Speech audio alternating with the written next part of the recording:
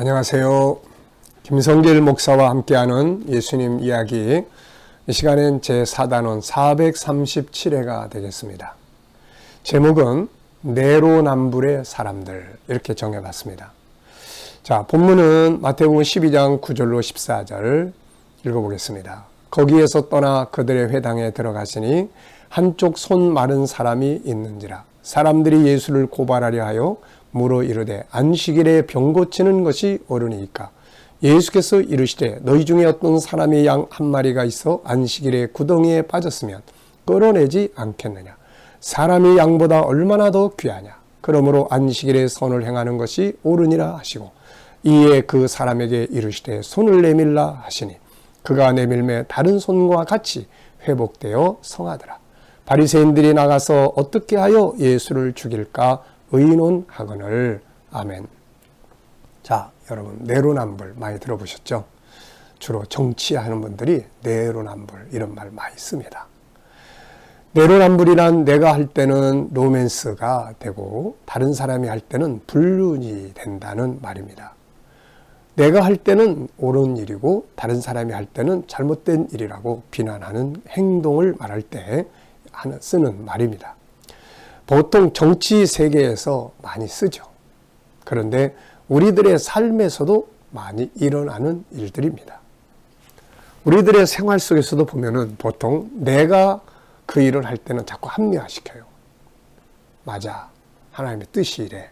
그런데 다른 사람이 그런 행동을 할 때는 뭐야 저거, 말씀대로도 안 하고 주님의 뜻이라고 반대고 왜 저렇게 살아?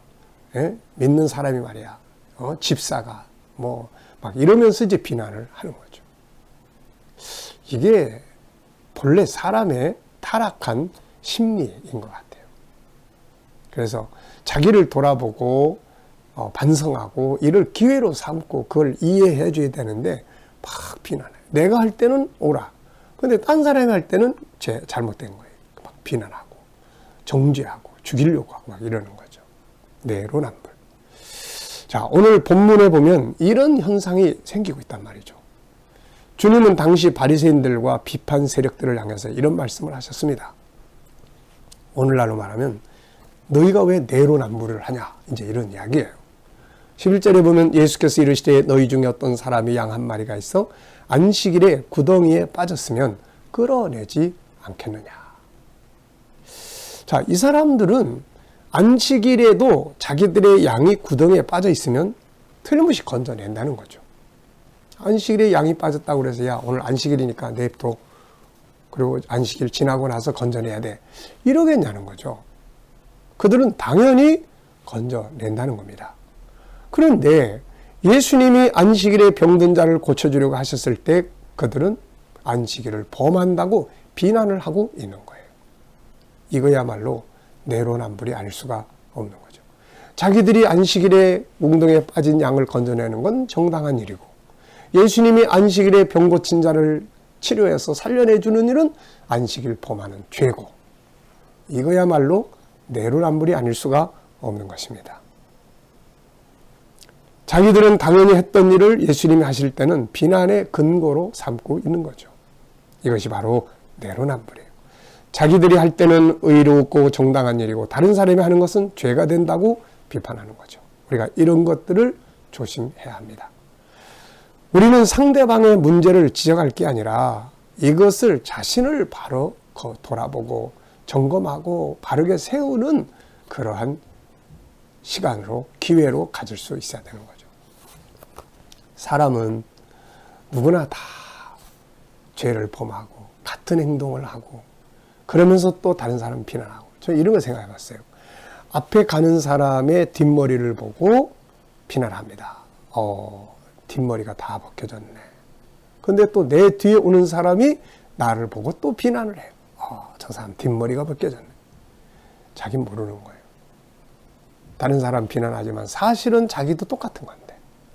그래서 예수님께서 음행한 여인을 돌로 치려고 하는 사람들에게 야, 너희 중에 죄 없는 자가 돌로 쳐라.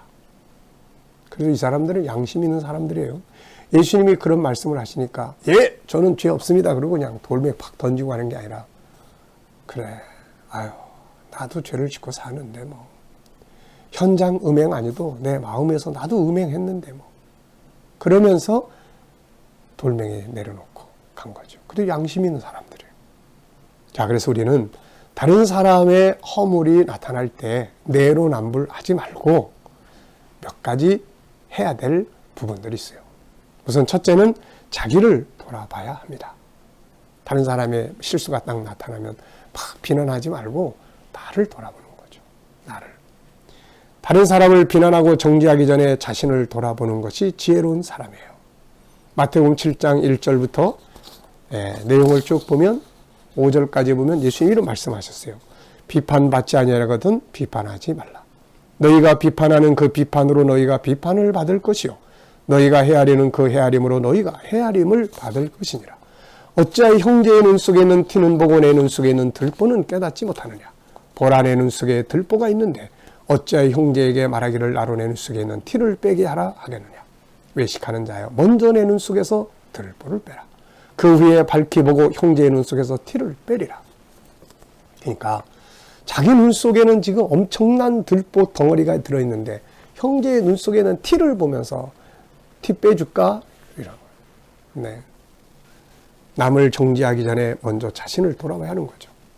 요한복음 8장 7절에 앞서 말씀드린 것처럼 예수님께서 너희 중에 죄 없는 자가 먼저 돌로 치라. 자기를 돌아보라는 거예요. 갈라디아 6장 4절에 각각 자기의 일을 살피라. 그러면 자랑할 것이 자기에게 있어도 남에게 있지 아니하리니. 자기 일을 살피라는 거예요. 자기 일을. 우리가 다 같이 죄를 범하고 살기 때문에 뭐 딴 사람 잘못했다고 정죄할 필요 없는 거죠. 그럴수록 한 가지 죄가 더 첨부될 뿐입니다. 무엇보다도 그 일들을 내가 할 때는 정당하게 여기고 다른 사람이 할 때는 비난하고 자기는 다른 사람을 용서하지 못하면서 다른 사람이 또 누군가를 용서하지 못하면 아이고 예수님 용서하라고 그러셨는데 이 내로남불이 이런 거예요. 그래서 우리는 그럴 때 자기를 돌아보고 자기를 반성할 수 있어야 되는 거예요. 자, 두 번째는 하나님의 뜻이 뭔지가 기준이 돼야 돼요. 내가 하니까 옳다. 저 사람이 하니까 잘못했다. 이게 아니라 하나님이 원하는 게 도대체 뭐냐. 이게 항상 기준이 돼야 돼요. 정말 중요한 것은 내가 어떻게 하고 있는가가 아니라 하나님의 뜻, 주님의 뜻이 중요합니다. 주님의 뜻만이 선한 길이기 때문이죠. 그래서 항상 하나님의 뜻이 중심이 되어 생각하고 이제 행동을 해야 됩니다. 내 경험이나 지식이 중심이 되면 안 되는 거죠. 그래서 고린도서 10장 31절에 그런즉 너희가 먹든지 마시든지 무엇을 하든지 다 하나님의 영광을 위해서 하라 이렇게 말씀하고 있습니다. 그러니까 내가 했을 때 옳고 저 사람이 했을 때 나쁘다 이게 아니라 하나님의 뜻이 뭔가 이게 중요한 기준이 되어야 합니다. 세 번째는 자 상대방이 그렇게 약한 일을 하고 문제가 생기고 발생했을 때 막 지적하고 비판하기 전에 그 사람의 약한 부분을 내가 어떻게 도와줄 수 있을지 이러면 성숙한 사람이 되는 거예요. 로마서 15장 1절에 있는 것처럼 믿음이 강한 우리는 마땅히 믿음이 약한 자의 약점을 담당하고 자기를 기쁘게 하지 아니할 것이라. 잘못된 부분이 나타나더라도 막 내로남불처럼 정죄하지 말고 그래서 내가 필요하구나. 그래 내가 어떻게 도와줄까. 그래 내가 어떻게 담당을 해주면 될까. 이렇게 할 수 있어야 한다는 거죠. 자, 네 번째는 이제 그런 것만 보지 말고 우리가 세상 살아가면서 상대방의 잘하는 부분을 찾아서 애쓰는 부분을 찾아서 감사하고 칭찬하고 지지하고 응원할 수 있어야 합니다.